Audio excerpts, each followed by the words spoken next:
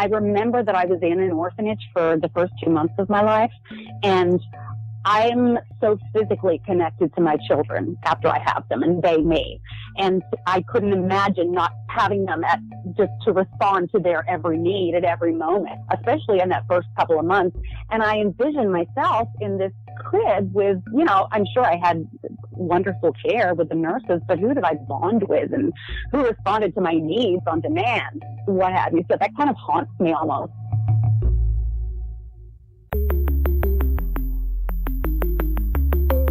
Who am I? Who am I? Who am I? Who am I? Who am I? Who am I? Who am I? This is Who Am I, Really? A podcast about adoptees that have located and connected with their biological family members. I'm Damon Davis, and on today's show is Julie. She called me from Los Angeles, but she was born and raised overseas until she was 15. She describes herself as very independent from her parents' influences and drastically different than her older adopted brother. Julie tells the story of finding her birth mother thanks to open access legislation in Australia and the gentle influence of a psychic she visited for fun. When her mother shared that her birth father could only be one person because there were only two men in her life, it took a long time, a bit of disappointment, and some DNA investigation and luck to determine there had been a third man. Listen as Julie tells her story of going back and forth across the globe. This is Julie's journey. Julie was born and raised in Melbourne, Australia. Her mom is an American, and when Julie was 15 years old, they moved to the U.S., specifically to Washington State, leaving that fun Aussie accent behind. Julie's always known she was adopted since before she truly knew what it meant. She starts off telling the story her mother always shares about the day they met. My parents used to tell a story about the day they went baby shopping for me. They dropped my brother off at my grandmother's and went to the baby store and looked at all the babies in the cribs and came across me, and as wide as I was tall, and I looked up and smiled at her, and they decided I was the one. Wow, that's so funny. Yeah, so, and truth be told, I'm sure I was the only one available to them that day. She likes to tell the story. Yeah, that's funny. She likes to make it. Yeah, so, I always liked the story. Mm-hmm. It was fun. So as far as what it was like, I have mixed feelings about how to share this because it comes across sometimes as negative and has been used against me in the past. Mm-hmm. But I had a relatively normal childhood. I had two loving parents. I had a brother. I had extended family. So everything was normal. I did have an overwhelming feeling that I didn't belong, and I couldn't really express that, and I didn't know how to explain it to people around me. Mm-hmm. So it was always just kind of this itch that I had, like, why don't I want to do that like them, or why don't they get that I want to do this? Like what? Can you give me an example of what you mean? So they're very conservative, kind of by the book people, not especially outgoing or creative or artistic, I guess. More sports minded, and I am the exact opposite of that. I have been, singing and dancing and acting and making things since before I can remember.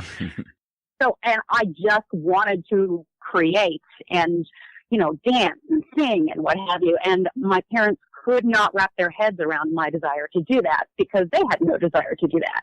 They thought it would be more beneficial for Julie to have hobbies that would actually benefit her in the future. They just couldn't see how she could make a living singing, dancing, or being artistic. She says her family are some wonderful, extraordinary people. There was just a disconnect between them and herself that pushed her further down the path of curiosity about who she is and where she came from. She has one brother who's a year and a half older than she, and they couldn't be any more different, she says. They've been estranged for many years. He was also adopted, but the siblings are so opposite to one another that he all but denies his adoption. His wife and children didn't even know. When I asked Julie about how adoption was discussed in her family, she said she was the only one who wanted to talk about it, which clued her parents in that she'd likely want to search for her birth family. They did the very best they could answering her questions, and she always tried to be sensitive to her parents' feelings on the topic. I've always been very sensitive to the fact that what I'm doing may hurt them or may feel hurtful. And in fact, the only time in this entire process that I have felt emotional, like deep down guttural emotional, is when things had to do with my parents. For example, when I first connected with my biological mother 25 years ago, the first thing I did, and I didn't cry when I talked to her or when I spoke to her the first time, or when I met her the first time. But what I did do was after I got off the phone, it was the middle of the night, I crawled into bed with my parents and I wrapped myself around my mom and just cried myself to sleep. Because I was kind of feeling empathy for her, like I wanted her to know that I wasn't trying to replace her and that she was my mom. So that's always been in my mind as much as we weren't a good fit, they've always been my parents and will always be my parents.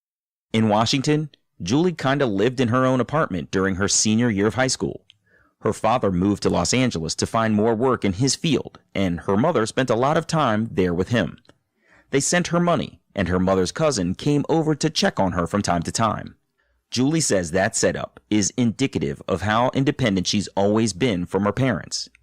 Her brother moved back to Australia when he graduated from high school, but when Julie graduated, she moved in with her parents in Los Angeles. She was living with her parents in LA when she found her biological relatives. In 1987, Julie made a trip home to Australia, and on a whim, she and her best friend visited a psychic. During the session, the person seemed to be making generalities about Julie. So I was waiting for something groundbreaking for her to say, and nothing really happened. However, at one point, she said, "So when did your parents divorce?" And I said, "Well, my parents are still together. They've never divorced." And she said, "Well, why do I keep getting two sets of parents?"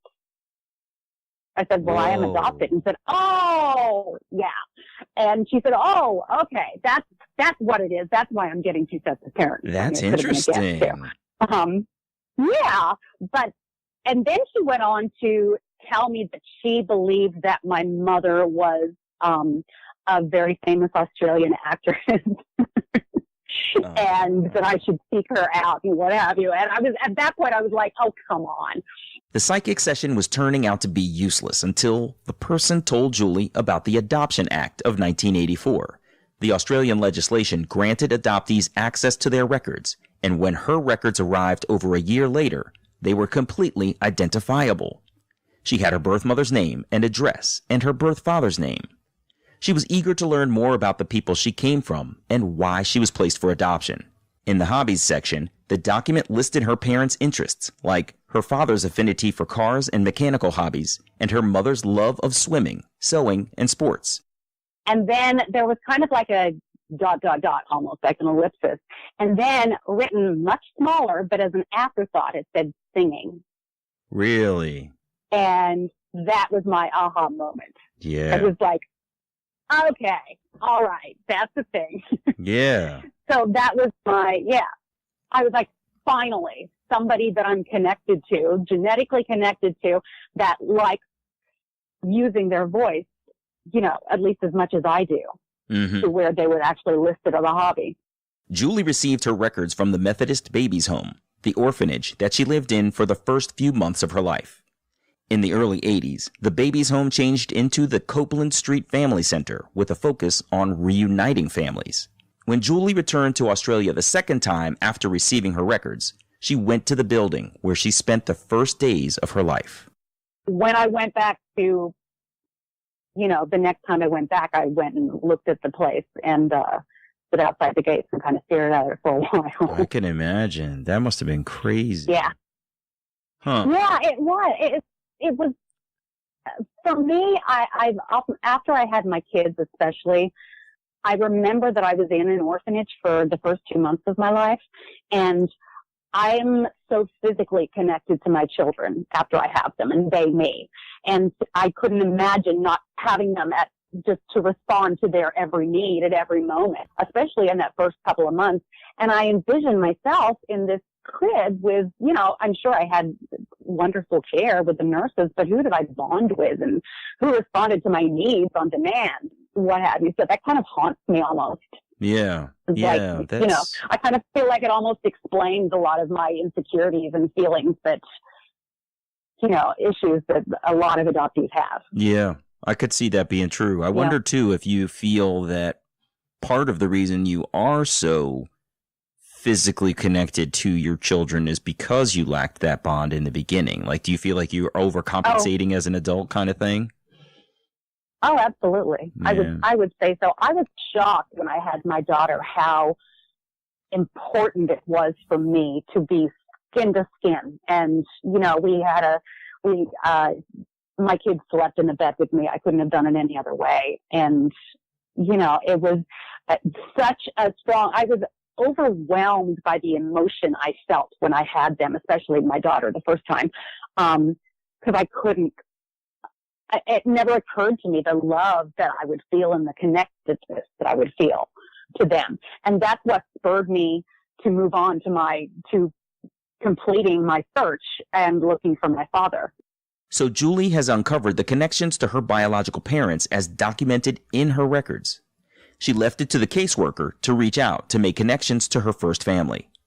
For months, there were delays. Caseworkers left the agency, and the process was going too slowly for Julie. So she looked at the papers again, coincidentally, the day before Mother's Day in 1989. The papers had her birth mother's name, her parents' names, and their address with the town they lived in. Julie called the international operator, who connected her further with the operator in the Australian town where her mother grew up. Her birth mother had a very common surname, so she asked for everyone's contact information with her birth mother's first initial and last name. The operator was only allowed to give Julie a few phone numbers, but she said she could call back if she needed more. Julie called the first number and asked to speak with her birth mother by her first and last name. The woman who answered apologized that there was no one there by that name, sharing that it was her husband who had the last name Julie asked for, not herself. And she was about to hang up and then she said, I went to school with a Lynette. Really? I Oh said, my God. really? Yeah. And I said, do you think, well, how old would she be right now? And she said, well, she'd be 45 and 46. And I said, that sounds about right.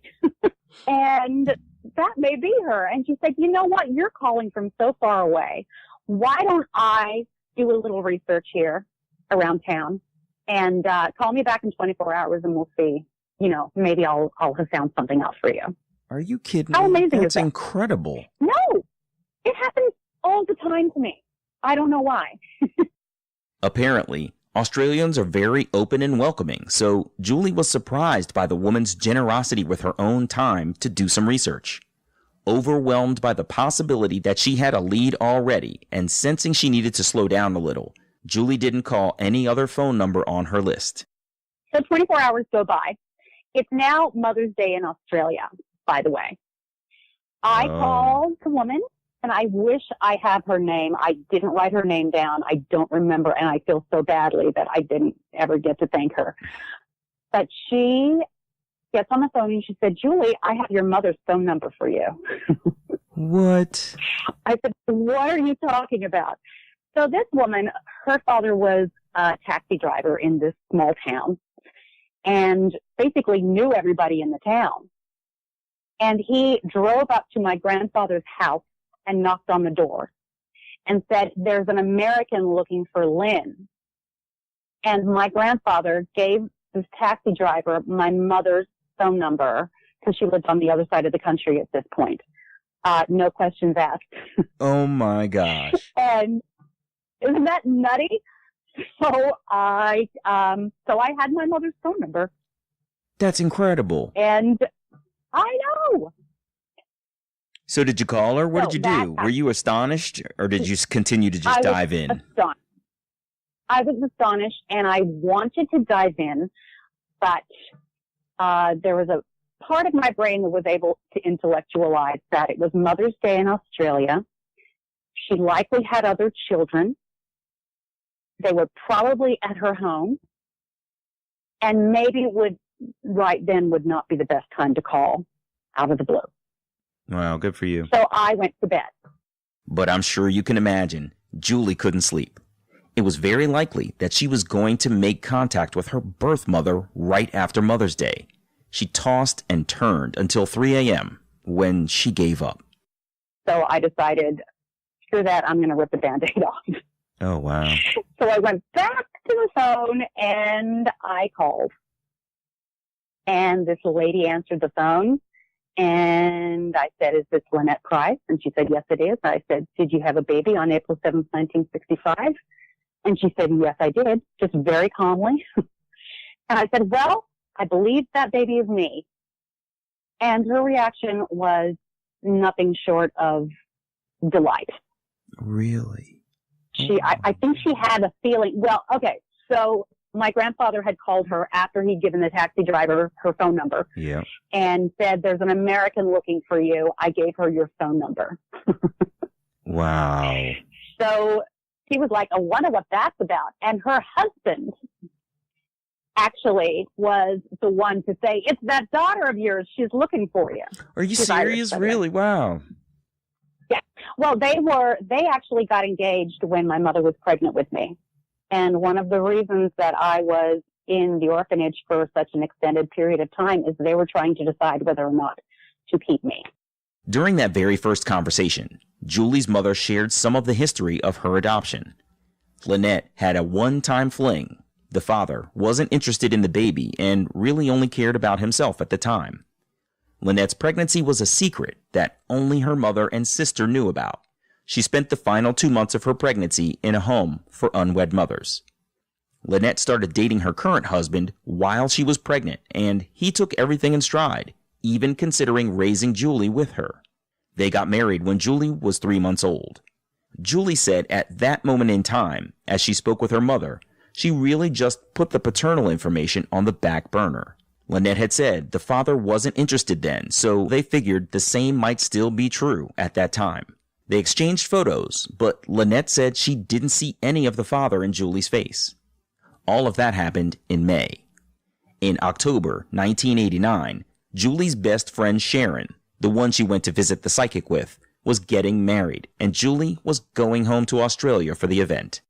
So I flew to Western Australia, and they picked me up, and I spent a week at their house with one of my brothers and my sister and her newborn child. And then I got on a bus because there was an airstrike at the time, and took a bus across Australia to go for my friend's wedding. And then my mother followed me to Melbourne to introduce me to her family because she had, 5 brothers and sisters, I guess. And I had a ton of cousins, and my grandfather was still alive at the time. And we had a reunion. Yeah. And actually the coolest thing probably for me was I had an opportunity to be on a TV show and sing when I was there. Really? And something that my parents had never really been interested in doing, not because they weren't supportive, but because they felt out of place, was being with me at these events, like coming to support me you know what I'm saying? Yeah. So she actually came to the studio with me, and it was really touching because, I would meet different people and, when production assistants and what have you, and she would make a point to say, I'm the mother. I'm her mother. Cute. Yeah, it was really cute. I was like, oh, nobody's ever done that before. Julie spent a few more weeks in Australia, bonding with everyone. Then she returned to the States and got on with her life. Social media was taking off, so Facebook made it easier for her to stay in contact with Lynette and her maternal family.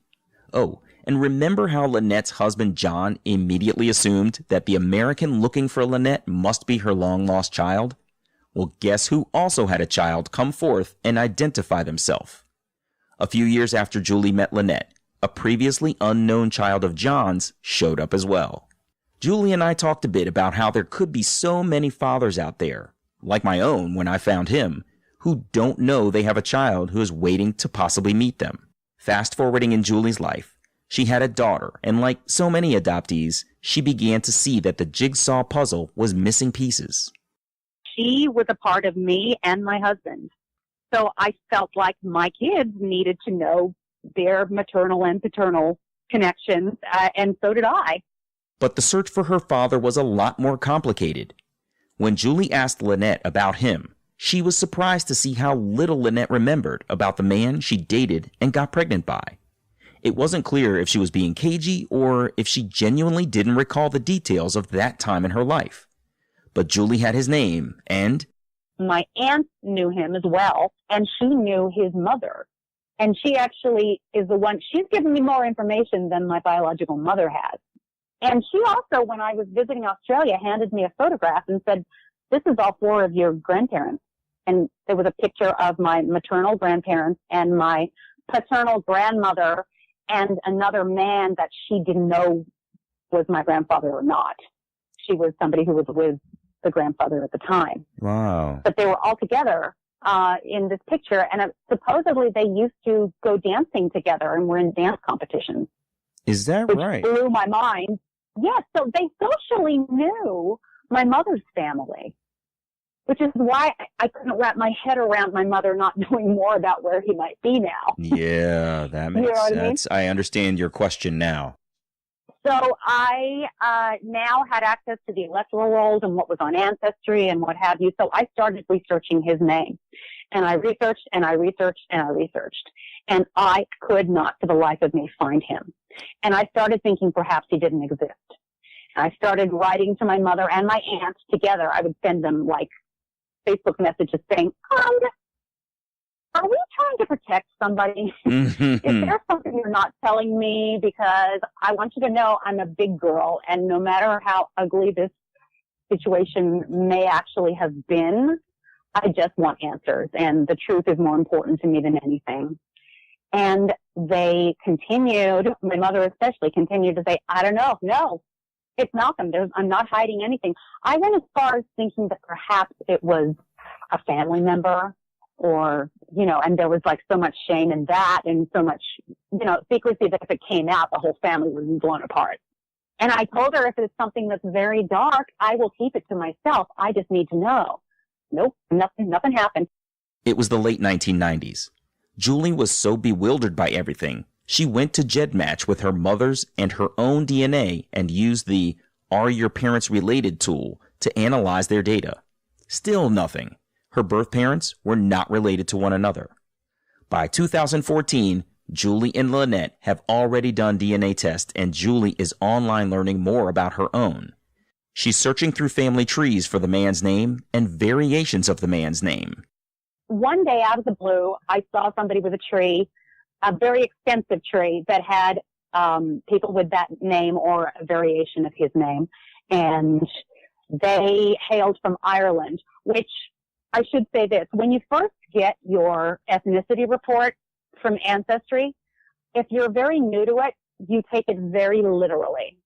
Mm-hmm. And my ethnicity report said that I was like 45% Irish. In hindsight, what that means is it's a region of Ireland, Scotland, and Northern England, and part of Wales. But I thought I was Irish. Yeah, that makes So sense. I started just looking, so I just started looking at people from Ireland or of Irish descent. So that's how I got to this one woman with that name. And I emailed her and said, hey, do you have somebody by this name in your tree by chance? I'm just, frustrated. I can't find this person. And I gave her as much information as I had. Well, she happened to be a trained genealogist Oh, wow. and knew how to do searches in the databases that I did not yet know how to do. And she came back a few hours later and showed me a picture and said, well, this looks like your grandparents' marriage. And I was like, how did you do that? When the woman found information on Julie's grandparents' marriage, that gave her grandmother's maiden name, information that was the linchpin to the rest of the mystery. Julie searched the Australian white pages looking for their surnames and just started calling people. Julie's already said she's got pretty good luck with calling people, and it was true on this search too. About the third phone number she dialed connected her to another open, honest woman on the other end of the line. When Julie asked to be connected to anyone related to the man on the marriage certificate, the woman said, well, that's my husband's grandfather. wow. I said, oh, really? Is he from, and I named the town that they were from, and she said, yeah, that sounds about right. I said, was his wife's name whatever the name was? And she said, yeah. Julie continued, naming her grandmother, and then her birth father. Then she stopped to tell the woman exactly what her inquiry was really about. She once again said, well, you need to call my sister-in-law, my brother's sister, because she's the genealogist in the family, and she'll be able to tell you more. So she gave me the sister-in-law's phone number, and I called her.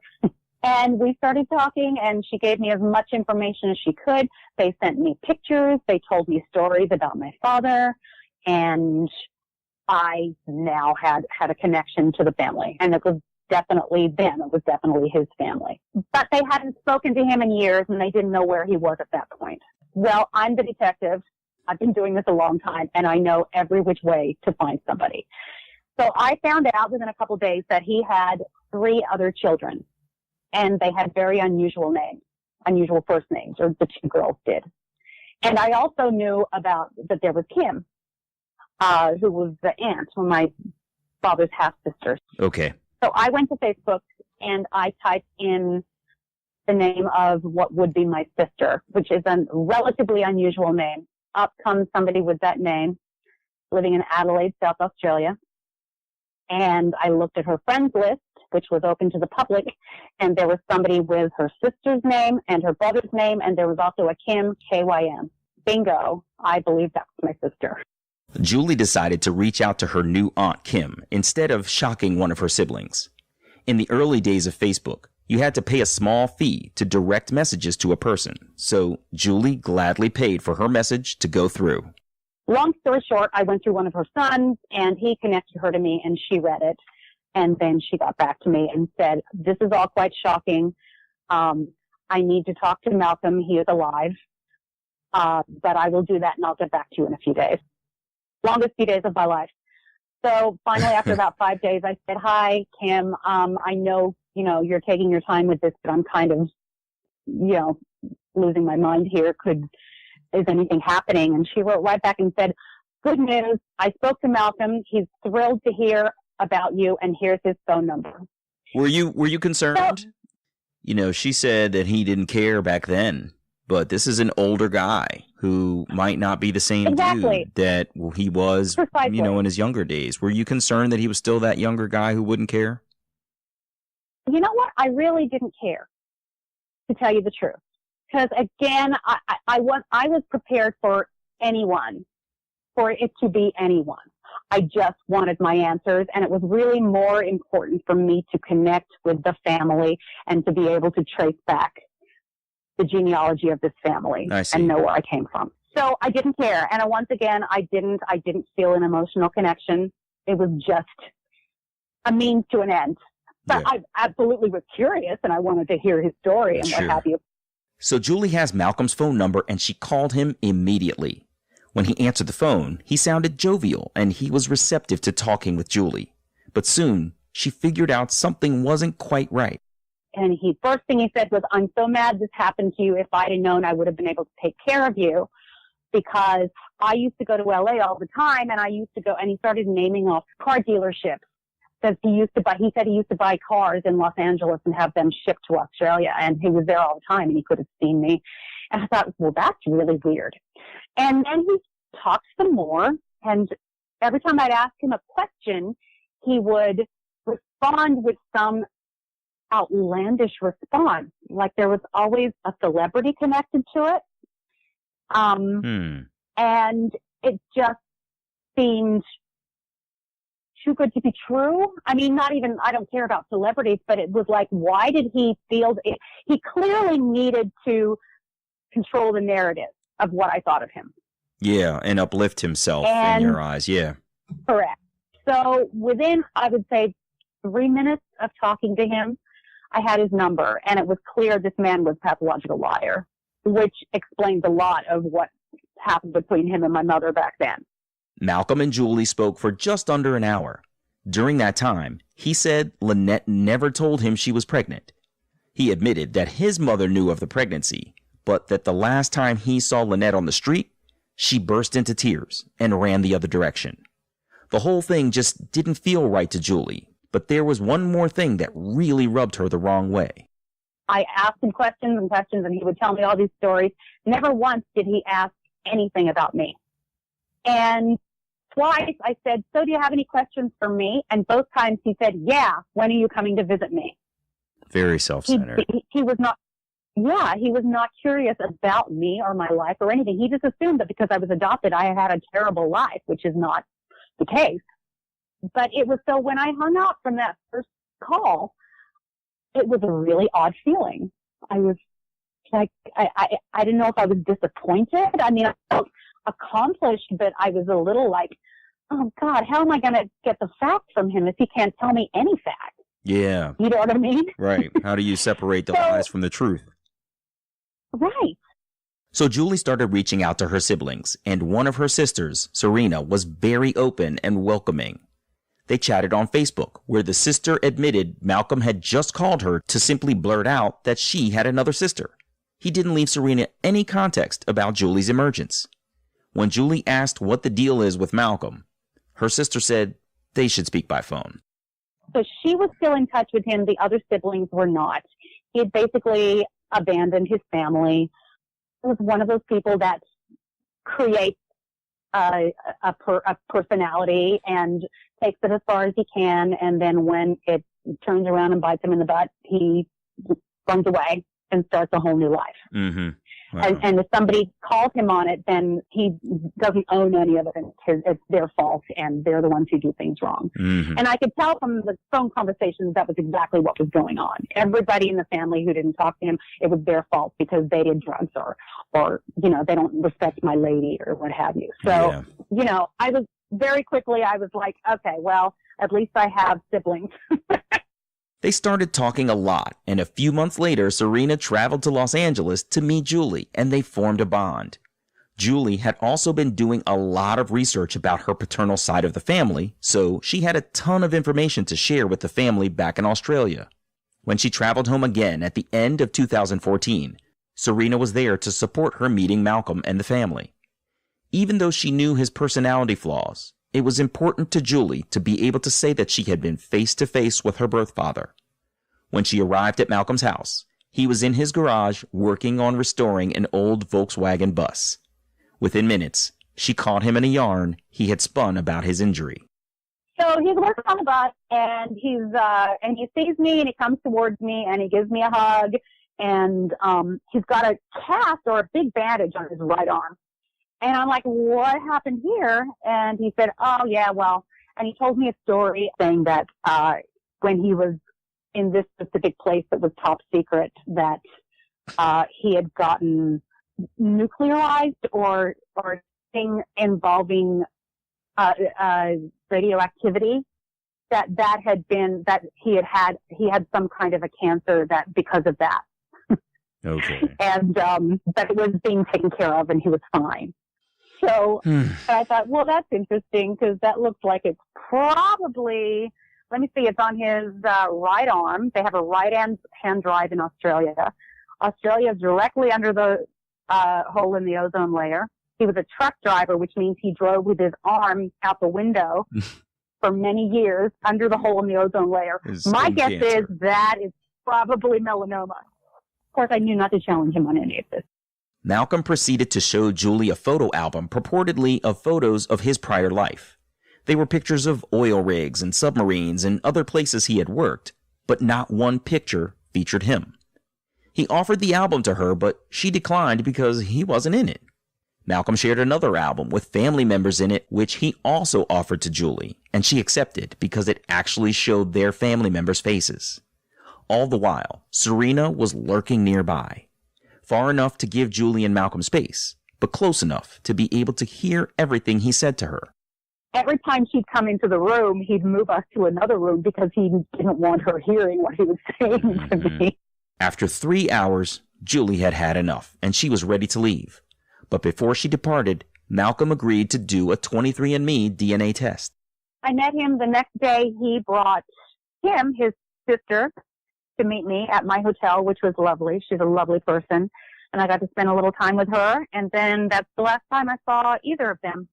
Since Julie was all the way across the world already, she and her childhood friend Sharon decided to get together again. The girlfriends took an amazing road trip to Victoria together, stopping in on different branches of the family, having mini reunions along the way. It was very cool. And I had no less than 5 reunions with different branches from both of his parents' sides. And it was really cool. I bet. And a lot of people shared a lot of things with me, and I was able to share things with them that they didn't know. There was a couple of people, extended relatives, that were not happy with me being there because I had uncovered a couple of things that I think they had wanted to take to their grave. Mm-hmm. That happens with the older people in families. Yeah. And I'm all about truth. So I was like, no, this is really cool. We need to know this. I mean, it was a horrible thing, but we learned from our past, and it's something that happened. Yeah. Yeah. You know. That's so funny. I don't believe in sweeping anything under the rug. That's just me. And I understand that they're uncomfortable with it, but yeah. It was also a different time our... for a lot of things too. Sure. Absolutely. Julie said that was an amazing time for her. She returned to the States in December and submitted Malcolm's 23andMe DNA sample. And on January 1st, it came back, and he's not my father. Are you kidding me? You sat there for 3 hours and endured dad. This guy. Uh-huh. Wow. Yep. So he's not my dad. All these people who I told, was told about their family and met them because I thought we were related, and all this money that I spent traveling across the country and across the world was for naught because he didn't do a DNA test first. Julie clarified that she did ask Malcolm to take a DNA test before, but the test never reached 23andMe's lab. He sent his sample directly from Australia, and at that time, the company was not accepting test samples unless they came from the original person it was sent to. So she spent money to go to Australia to find these people, investigated their family tree, and spent hours on the road driving from place to place, exposing long-held family secrets only to discover she wasn't related to their family. Julie was disappointed, but she was only operating on the information she was given by her mother, Lynette. And by the way, my mother has insisted, even since that came back, that she's never been with anybody other than her husband and Malcolm. Okay, Nobody. Well, that doesn't really seem realistic, does it? No, it does not. And as many times have I tried to say, okay, do you think you were drugged? Do you think that you have amnesia? Is there something else? Blah, blah, blah, blah. And she's like, and the thing that bothered me the most about it is that she doesn't seem that concerned. When I told her, well, this is weird, Malcolm's DNA doesn't match me, her response was, that is weird. But she didn't have a response. She couldn't explain it. Of course, the next logical thing to do was to have Lynette's husband, John, take a DNA test because nothing was making sense. Julie admitted that when she met Malcolm, she was taken aback by his height, 6'3", Lynette's height, 5'9", and then her own height, 5'3". How did Julie get to be so short? Still, the dates for Julie's conception with John didn't line up because the story was Lynette met John when she was already pregnant with Julie. But John's test came back negative too. Julie spent months trying to jog Lynette's memory as to where she had been, whom she used to know, and speculating on all kinds of scenarios like Lynette's being drugged and not knowing she had been with another man. She would give me names of people that she had known, but she said she'd never slept with them. And she also said she never did drugs or drank, which I don't care if she did. So I took that as maybe she was sending me signals. So there are at least 3 DNA tests that I have administered to complete strangers that I have called and have allowed me to test them. Wow. Because they are related to these people. And nary a single one has come up as a match. But I'm stunned at how open people are to helping me by giving me their DNA. Yeah, it really is kind of amazing. Yeah, it is. It is. In 2017, Julie was resigned to the fact that her mother would not be a source of honest information. The only thing she could do was rely on her own DNA matches, but she didn't have anything closer than a 4th cousin. Then, one day out of the blue, she got a paternal match that seemed to be an aunt or a cousin. She did some sleuthing, found the person on Facebook, sent her a message through Ancestry DNA, then immediately turned to her friends in an online genealogy group in Australia to recruit some help. All of a sudden, I get a pop-up message from that exact person who happened to be in that site that said, "Hi, Julie, I just sent you a message." So I was like, "Oh, no." Okay, so I... Wait, you weren't supposed to see that. So because I stalked her Facebook page, basically. Right. As I do. I mean, that's what we do. It's just what we do, Damon. Absolutely. You know. So she talked to me and said, "This is my partner's test." And I said, "Okay, is there a tree? Is there a family tree?" And she said, "Yeah, let me check with his family that it's okay to show it because it's a private tree." The family granted Julie access to the tree, and she immediately started making a mirror tree, replicating the information on their family tree to find the places where she might fit into their lineage. With the help of some DNA detectives, she was able to figure out many of the connections, understand the branch of the tree she had come from, and I narrowed it down within a few days to my father being one of two brothers. her original cousin Match's name is Hunter. Perusing Hunter's Facebook contacts, she noticed one person's profile in particular that stood out. It turned out this guy was the son of one of the two brothers. Julie introduced herself as a cousin and suggested they might even be closer than cousins. Walking him through an explanation of how she arrived in his messenger box, Julie sent the man to her blog where she has documented her full story. Reading her journey allowed him to digest exactly how she arrived at her conclusion. And he was so open to it and just warm and welcoming and like, this is going to change our lives as we know it. But of course, I think we all want answers, and so he agreed to take a test. And the theory was that the test would either come back as him as a first cousin match or a half sibling match, which would tell us which was my father, because his father passed away 10 years ago. Oh. And so what was the result? And the other one, the result was he's my half brother. Is that right? So, yep. So I now know who my father is. I have an amazing half brother. I have two other half brothers and a half sister, and I now know who my family is. That's and really incredible. I've researched my tree way back to, the best thing I can say is that I have identified all 32 of my third great grandparents. Wow. On both sides. So now my biggest curiosity then is, what did your birth mom say? Never heard of him. I'm not going to get anything from her. That's all she can say. There's nothing she can do. And I wrestle with this because she's a really good person, a really good, decent person. And I have to go back and forth between, does she have amnesia, or has this been a lie that she's been telling for so long that it's become truth to her? And she's blocked it out, or just believes it herself, or maybe, I don't know.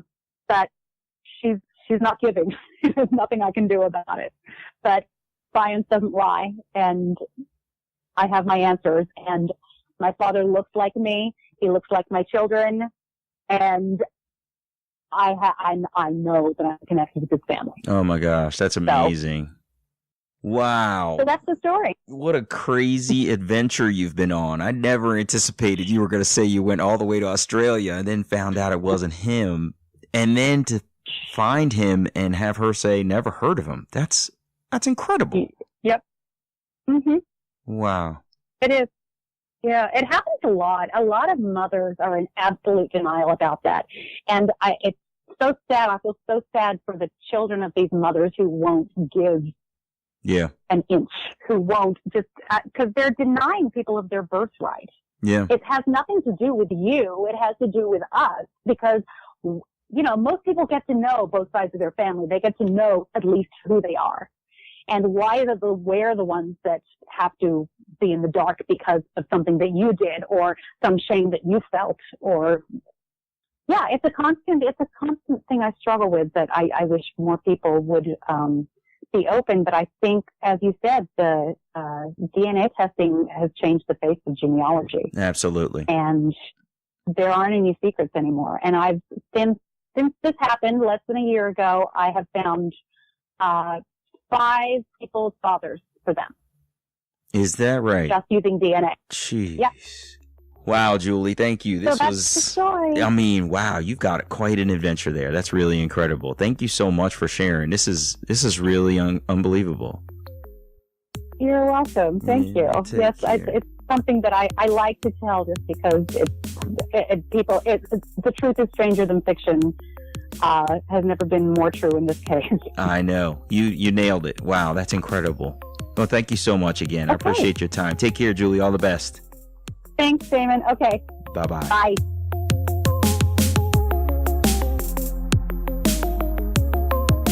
Hey, it's me, and I'm still shocked at the breadth of Julie's adventure.